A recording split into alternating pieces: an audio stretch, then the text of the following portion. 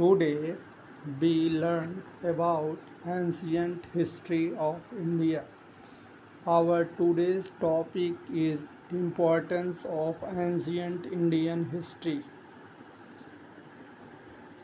In this topic we learn about to know about human community, development of ancient cultures, agriculture, stable life, discoveries of natural things and their application, livelihood, farming, handloom, dairy, metalwork, forest conversion in field and rural to urban developments and establishment of states.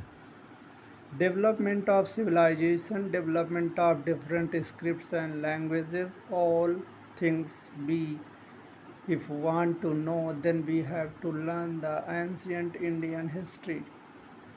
History means events already happened in past. India is a diversified country as we know. But in this diversification there is a unity. India is a junction of different human community. When we focus on ancient time, we get that many species like Proto-Aryan, Indo-Aryan, Greeks, Sak, Kushan, Hun and Turks etc. make India their home. They, according to their ability, help to develop Indian social system, arts and crafts, architecture and literatures. Today we cannot distinguish it. Whole India from north to south and east to west integrated with Vedic literature, Sangam literature, Munda and Kol language and Dravid culture, Ramayana, Mahabharata, class system and Hinduism, Jainism, Buddhism religion spread all over country. Sanskrit, Pali, Prakrit language is spoken by everyone and like as a lingua franca. Bharatvarsh, countries of Bharata, Chakravarti kings all makes India as a integrated land.